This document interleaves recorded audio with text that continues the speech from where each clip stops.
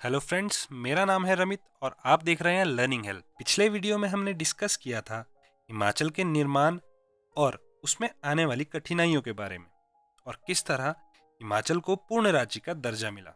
Video की description में आपको उसका लिंक मिल जाएगा। इस वीडियो में हम डिस्कस करेंगे देवभूमि यानी हिमाचल का इतिहास में किन जगहों पर वर्णन मिलता है। जब बात आती है हिमाचल प्रदेश के इतिहास की, तो लिखने वालों के लिए जिस विशेष कठिनाई का सामना करना पड़ता है वह है इससे संबंधित ऐतिहासिक सामग्री का अभाव। फिर भी कुछ अल्प सामग्री इस क्षेत्र के इतिहास पर प्रकाश डालने में सहायक है, उसका उल्लेख करना उचित होगा।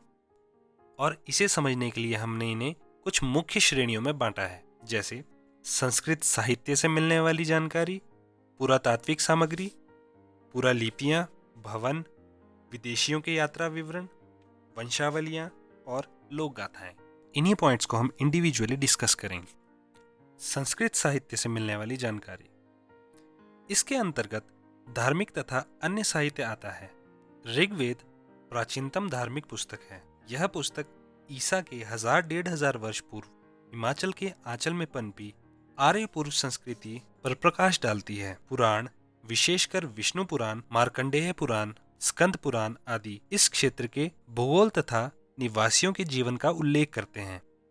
संस्कृत ग्रंथों में पाणिनि की अष्टाध्यायी, कालिदास के नाटक रघुवंशम, विशाखा दत्त का देवी चंद्रगुप्त, मुद्रा राक्षस, कल्हण की राजतरंगिणी आदि में अनेक प्रकार से यहाँ के लोगों के सामाजिक, राजनीतिक और आर्थिक जीवन का विस्तृत वर्णन मिलता है। राजतरंगिणी कश्मीर राज्य से संबंधित एक ऐतिहासिक ग्रंथ है जो कल्हण ने 1149 से 1150 ईस्वी में काव्य के रूप में रचा। इस ग्रंथ में हिमाचल प्रदेश के उस क्षेत्र का भी उल्लेख मिलता है जो कश्मीर के साथ लगता है तथा उसके प्रभाव क्षेत्र में रहा। पुरातात्विक सामग्री, सिक्कों का हिमाचल प्रदेश के इतिहास के स्रोतों में प्रमुख स्थान है। हिमाचल प्रदेश में उपलब्ध हुई प्राचीनतम मुद्राएं औदुंबरों, त्रिगर्तों, कुल्लूतों और कुलिंदों से संबंधित है। ये मुद्राएं ईसा पूर्व दूसरी शताब्दी से लेकर ईसा पश्चात की दूसरी से तीसरी शताब्दी तक की हैं। भारत, यूनान और कुषाणों की मुद्राएं भी इस क्षेत्र में प्राप्त हुई हैं। पुरालिपियां, यह धातु, काष्ठ और शिलाओं पर उत्कीर्ण की गई हैं। पुरालिपि पर आधारित सामग्री में प्राचीनतम तौंस और यमुना नदी संगम पर स्थित जौनसार पावर क्षेत्र में अशोक का शिलालेख है। कांगड़ा के पठियार और कनिहार शिलालेख, मंडी में सलाणु का शिलालेख, जुब्बर में हाटकोटी के पास सोनपुर की गुफा का शिलालेख भी महत्वपूर्ण है। पठियार और कनिहार के शिलालेख तो ईसा पूर्व के हैं। पुरालिपियों में चंबा सबसे समृद्ध क्षेत्र है। यहाँ 6ठी-7वीं शताब्दी से लेकर 19वीं शताब्दी तक के कई शिलालेख तथा ताम्रपत्र लेख प्राप्त हुए हैं। निर्मण का 7वीं शताब्दी का महासामंत समुद्रसेन का ताम्रपत्र ऐतिहासिक दृष्टि में एक महत्वपूर्ण पुरालेख है। मूर्तियों पर उत्कीर्णित पुरालेखों में सबसे प्राचीन लेख भरमौर की लखना देवी, जिसे लक्षणा देवी भी कहा जाता है, की मूर्ति का है। यह पुरालिपि के आधार पर 7वीं शताब्दी का लेख है। हाटकोटी में दुर्गा की मूर्ति पर 7वीं-8वीं शताब्दी, निर्मण में मंजूनी देवी के धातु के बने धात्विक मुखौटे पर 9वीं शताब्दी के अंकित पुरालेख भी महत्वपूर्ण है। अगला स्रोत है भवन। हिमाचल प्रदेश में कुछ ऐतिहासिक भवन भी हैं जो इस क्षेत्र के इतिहास के अध्ययन में बहुत सहायक है।